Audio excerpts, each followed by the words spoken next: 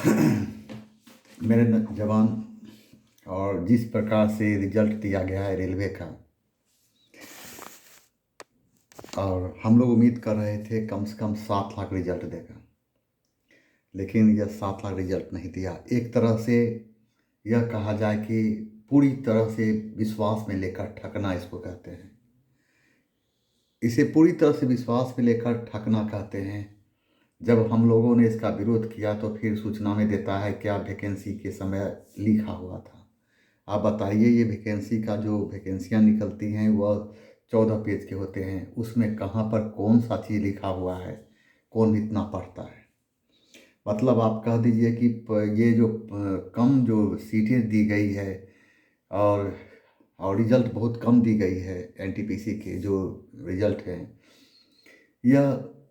यह एक रात की प्लानिंग नहीं है, यह बहुत पहले की प्लानिंग थी रेल की।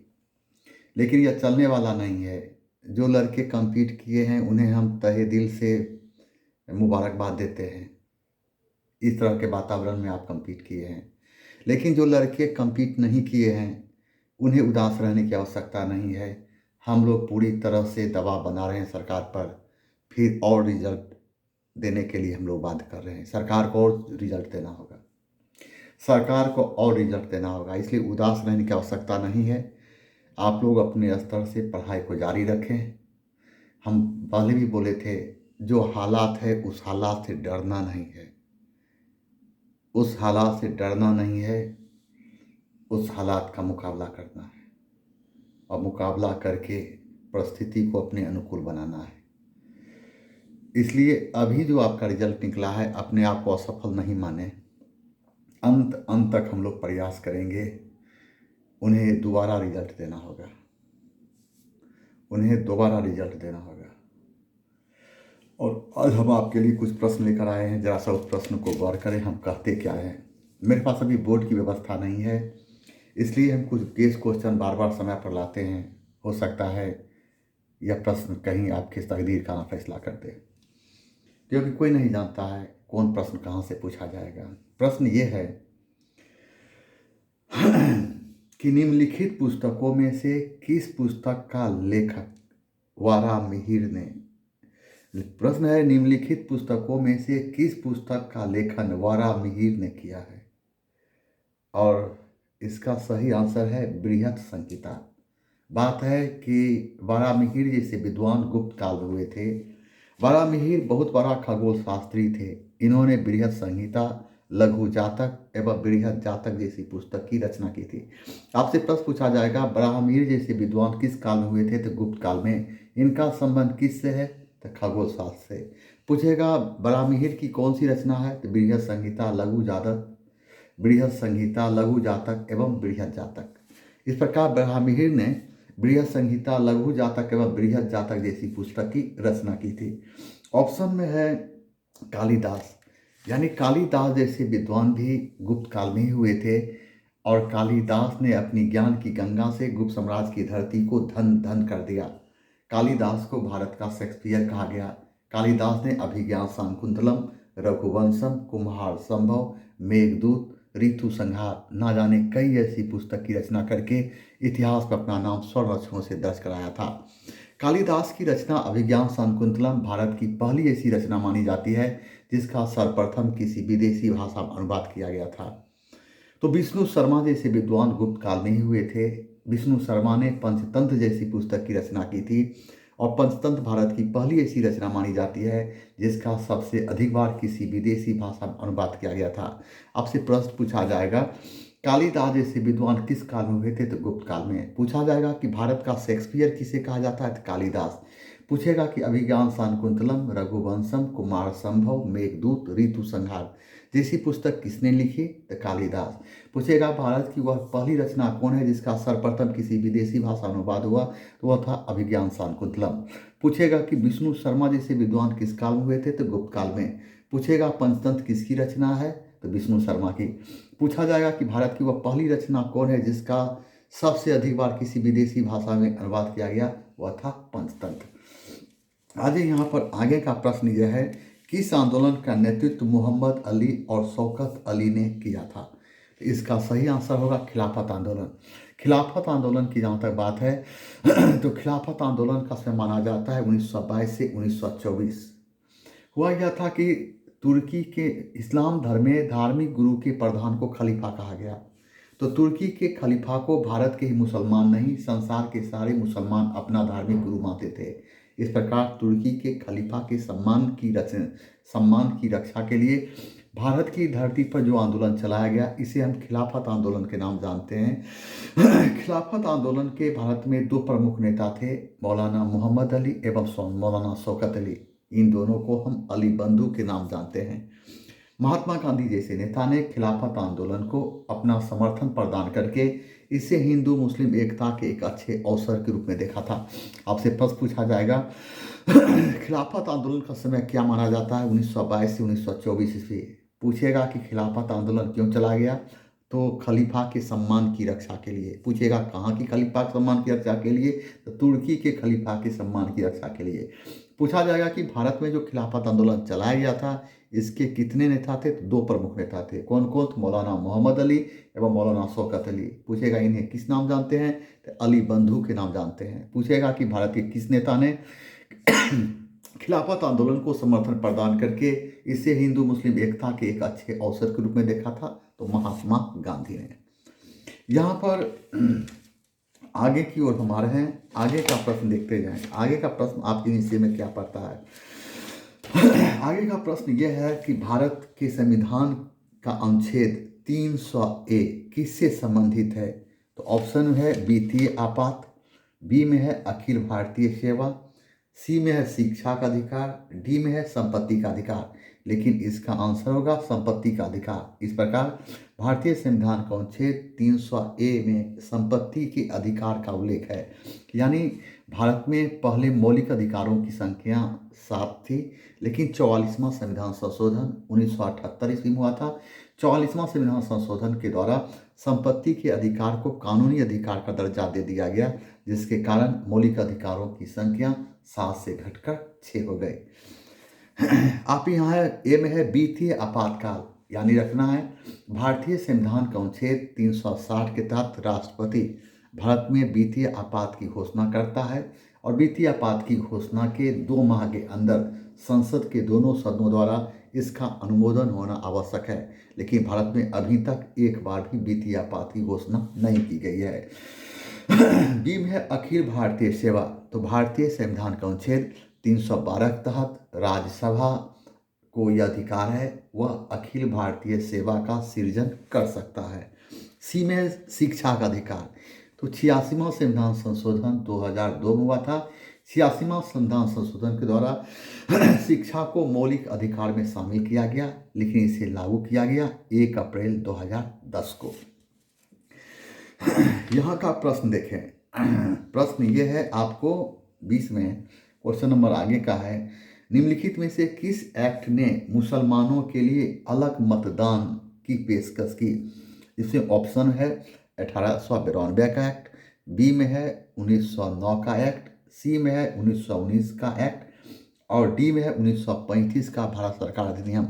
इसका आंसर होगा 1909 का एक्ट। बात यह है 1909 के एक्ट को हम मोर्ले मिंटो सुधार के नाम जानते हैं। इस 1909 के एक्ट के तहत ही भारत में मुसलमानों के लिए पृथक निर्वाचन की व्यवस्था की गई। तो हम कह सकते हैं 1909 का एक्ट भारत का पहला एक्ट है जिसके द्वारा अंग्रेजों ने पहली बार भारत में फूट डालो शासन करो की नीति को अपनाया था। 1909 के एक्ट के तहत ही भारत में पहली बार भारतीय राजनीति में सांप्रदायिकता का प्रश्न उभर कर सामने आया। आपसे प्रश्न पूछा जाएगा 1909 के एक्ट किस एक्ट के तहत भारत में मुसलमानों के लिए पृथक निर्वाचन की मांग को स्वीकार किया गया? तो 1909 के एक्ट के तहत। पूछेगा किस एक्ट के तहत अंग्रेजों ने भारत में पहली बार फूट डालो शासन करो की नीति अपनाई? तो 1909 के एक्ट के तहत। आपसे प्रश्न पूछा जाएगा किस एक्ट के तहत भारतीय राजनीति में पहली बार सांप्रदायिकता का प्रश्न उभर कर सामने आया था? 1909 के एक्ट। आगे की बात करते हैं तो ऑप्शन में फिर है, ऑप्शन में है ए में 1892 का एक्ट। अब ये प्रश्न उभरता है कि 1892 एक्ट की महत्वपूर्ण बात क्या थी। तो वह था कि 1892 के एक्ट के तहत विधायिका के सदस्यों को पहली बार बजट पर बहस करने एवं कार्यकारिणी के सदस्यों से प्रश्न पूछने का अधिकार दिया गया। याद रखना है, पूछेगा किस एक्ट के तहत विधायिका के सदस्य को बजट पर बहस करने एवं कार्यकारिणी के सदस्यों से प्रश्न पूछने का अधिकार दिया गया। 1892 के एक्ट के तहत। फिर पूछेगा 1919 के एक्ट को क्या है। 1919 के एक्ट को हम मॉन्टेग्यू चेम्सफोर्ड सुधार के नाम जानते हैं। 1919 के एक्ट के तहत प्रांत में द्वैत शासन की स्थापना की गई थी। द्वैत शासन उसे कहा गया कि जब शासन की सुविधा के लिए शासन को दो भागों में बांट दिया जाए। इस प्रकार 1919 के एक्ट को हम मॉन्टेग्यू चेम्सफोर्ड सुधार के नाम जानते हैं। इस एक्ट के तहत प्रांत में द्वैत शासन की स्थापना की गई थी। लेकिन एक बात और ध्यान रखना है, 1935 के एक्ट के तहत प्रांत से द्वैत शासन को समाप्त कर दिया गया, तो प्रांत को प्रांतीय स्वायत्तता प्रदान की गई थी। 1935 के एक्ट के तहत प्रांत से द्वैत शासन को समाप्त करके केंद्र में द्वैत शासन की स्थापना की गई थी। आपसे प्रश्न पूछा जाएगा किस एक्ट के तहत प्रांत में द्वैत शासन की स्थापना की गई थी। तो 1919 के एक्ट के तहत। पूछेगा किस एक्ट के तहत प्रांत से द्वैत शासन को समाप्त करके प्रांत को प्रांतीय स्वायत्तता प्रदान की गई।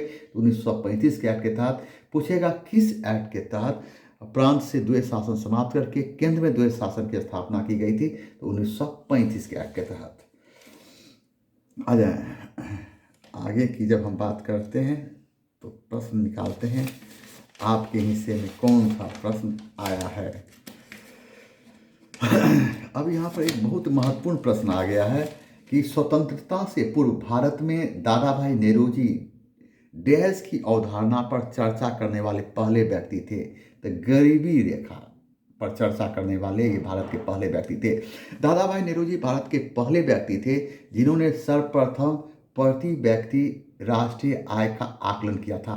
इस प्रकार दादा भाई नेहरूजी सर्वप्रथम प्रति व्यक्ति राष्ट्रीय आय का आकलन जिस किया था, उस पुस्तक का क्या नाम था? उस पुस्तक का नाम था poverty and un British rule in India. और इस प्रकार दादा भाई नेहरूजी भारत के पहले व्यक्ति थे जिन्होंने सर्वप्रथम भारत के प्रति व्यक्ति राष्ट्रीय आय का आकलन किया था। दादा भाई नेहरूजी के अनुसार 1968 में भारत का वार्षिक प्रति व्यक्ति आय 20 रुपया था। दादा भाई नेहरूजी बहुत बड़ा अर्थशास्त्री थे। इन्हें grand old man of India अर्थात भारत का वयोवृद्ध नेता कहा गया। दादा भाई नेहरूजी ने सर्वप्रथम धन निष्कासन के सिद्धांत का प्रतिपादन किया और इसके तहत उन्होंने बताया था भारत का धन इंग्लैंड जा रहा है। आपसे प्रश्न पूछा जाएगा दादा भाई नेहरूजी किस सब्जेक्ट के ज्ञाता थे? तो अर्थशास्त्र के। पूछा जाएगा कि grand old man of India किसको कहा गया? दादा भाई नेहरूजी को। तो दादा भाई नेहरूजी को और किस नाम जानते हैं? भारत के वयोवृद्ध नेता का नाम जानते हैं। पूछा जाएगा कि भारत में सर्वप्रथम धन निष्कासन के सिद्धांत का प्रतिपादन कौन किया? तो दादा भाई नेहरूजी। पूछेगा भारत का वह कौन अर्थशास्त्री था जिसने सर्वप्रथम प्रति व्यक्ति राष्ट्रीय आय का आकलन किया था? तो दादा भाई नेहरूजी। तो इसका प्रकाशन अपनी बात को किस पुस्तक में रखा था? Poverty and un British rule India में। दादा भाई नेहरूजी ने कब राष्ट्रीय आय का आकलन किया था? तो 1868 में। तो इसमें प्रति व्यक्ति राष्ट्रीय वार्षिक आय कितना बताया था? तो 20 रुपया प्रति व्यक्ति। आ जाए यहाँ पर आगे का प्रश्न है, भारतीय व्यापारियों और उद्योगपतियों ने किस वर्ष में federation of Indian chambers of commerce and industry FICCI का गठन किया था? इसका सही आंसर है 1927। फिक्की की स्थापना महात्मा गांधी की सलाह पर घनश्याम दास बिरला एवं पुरुषोत्तम दास ठक्कर ने किया था। फिक्की का मुख्यालय नई दिल्ली में स्थित है और फिक्की भारत का सबसे बड़ा औद्योगिक संस्था है। आपसे प्रश्न पूछा जाएगा फिक्की की स्थापना कब हुई? तो 1927 में। फिक्की का मुख्यालय कहाँ? तो नई दिल्ली में। फिक्की की स्थापना किसके पहल पर हुई? तो महात्मा गांधी की पहल पर। किसने किया था? घनश्याम दास बिरला एवं पुरुषोत्तम दास ठक्कर ने। फिक्की क्या है? भारत का सबसे बड़ा औद्योगिक संगठन है।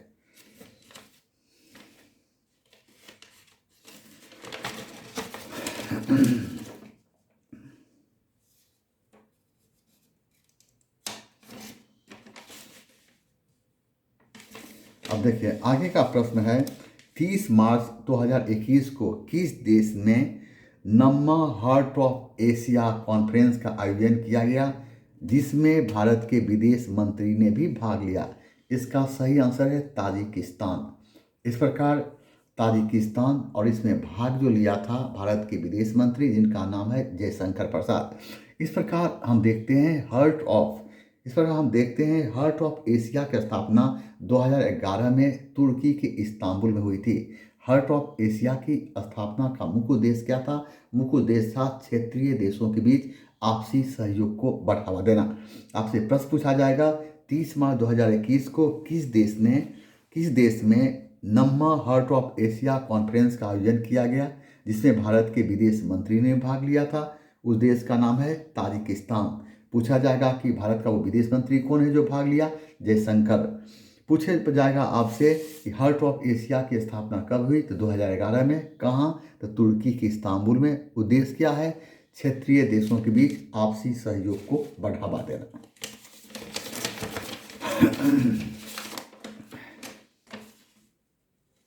यहाँ पर है आपको प्रश्न है आगे का, दुनिया का पहला तैरता हुआ शहर कहाँ स्थापित किया जा रहा है? इसका सही आंसर है दक्षिण कोरिया। दुनिया का यह पहला तैरता हुआ शहर है, और ये दुनिया का पहला तैरता हुआ शहर है, और यह दुनिया का पहला तैरता हुआ शहर जहाँ पर निर्माण किया जा रहा है उसका नाम है दक्षिण कोरिया। और इस शहर का निर्माण जिस कंपनी कर रहा है उसका नाम है ऑक्जेन। उस कंपनी का नाम है ऑक्सनिक्स।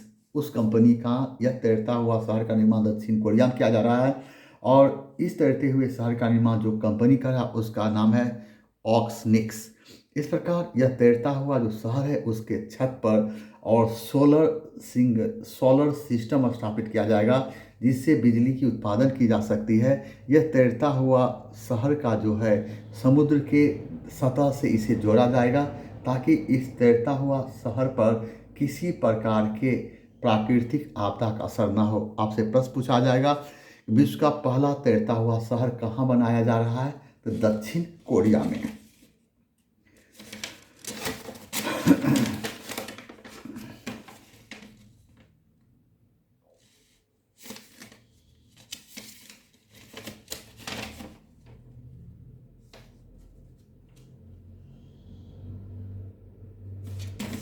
अब देखिए यहाँ का प्रश्न है, किस प्रसिद्ध भारतीय वैज्ञानिक ने भारतीय सेना के उपयोग हेतु सोलर हीटेड टेंट का आविष्कार किया है?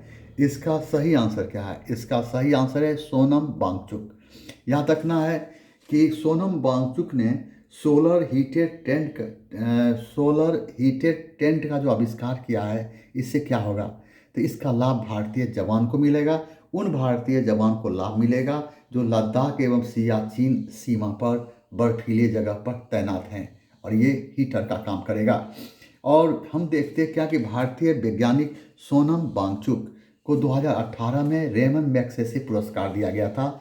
तो इन्हें सोनम वांगचुक को 2018 में रेमन मैग्सेसे पुरस्कार दिया गया था शिक्षा एवं संस्कृति के क्षेत्र में। हम देखते हैं क्या कि रेमन मैग्सेसे की जब हम बात करते हैं तो रेमन मैग्सेसे पुरस्कार को एशिया का नोबेल पुरस्कार कहा जाता है। रेमन मैग्सेसे पुरस्कार की शुरुआत 1957 ईस्वी में हुई थी, फिलीपींस के राष्ट्रपति रेमन मैग्सेसे के सम्मान में। रेमन मैग्सेसे पुरस्कार के तहत 50,000 अमेरिकी डॉलर राशि दी जाती है, और भारत का पहला व्यक्ति जो रेमन मैग्सेसे पुरस्कार प्राप्त किया उनका नाम था विनोबा भावे, और विनोबा भावे को यह पुरस्कार सामुदायिक नेतृत्व के लिए दिया गया था। याद रखना है कि भारत की पहली महिला मदर टेरेसा थी, जिन्हें 1962 ईस्वी में और रेमन मैग्सेसे पुरस्कार दिया गया। तो मदर टेरेसा को यह पुरस्कार अंतर्राष्ट्रीय शांति एवं सद्भाव के लिए दिया गया था। भारत के पहले संगीतकार MS सुब्बालक्ष्मी थी, जिन्हें रेमन मैग्सेसे पुरस्कार दिया गया। इन्हें यह पुरस्कार 1974 ईस्वी में जन सेवा के लिए दिया गया था। तो 2019 में भारतीय पत्रकार रवीश कुमार को रेमन मैग्सेसे पुरस्कार दिया गया था।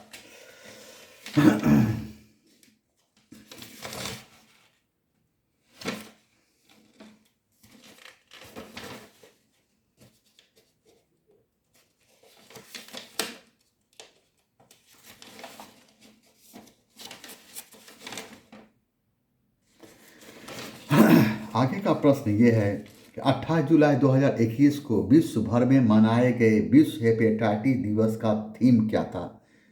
तो इसका सही आंसर है हेपेटाइटिस कांट वेट, इसका थीम है। अब प्रश्न उभरता है कि विश्व स्तर पर हेपेटाइटिस दिवस कब मनाया जाता है? 28 जुलाई को। तो सबसे महत्वपूर्ण बात यह है, विश्व स्वास्थ्य संगठन ने इस बात की घोषणा की है 2030 तक पूरे विश्व से हेपेटाइटिस को सफाया किया जाएगा। आपसे प्रश्न पूछा जाएगा कि 28 जुलाई 2021 को विश्व भर में मनाए गए विश्व हेपेटाइटिस दिवस का थीम क्या है? हेपेटाइटिस कांट वेट पूछेगा। विश्व हेपेटाइटिस दिवस कब मनाया जाए? 28 जुलाई को। पूछे जाएगा कि विश्व स्वास्थ्य संगठन ने कब तक हेपेटाइटिस को समाप्त करने का अपना लक्ष्य बनाया है? 2030 तक। मेरे जवान, आज की मुलाकात बस इतनी। रात काफ़ी हो रही है। जय हिंद।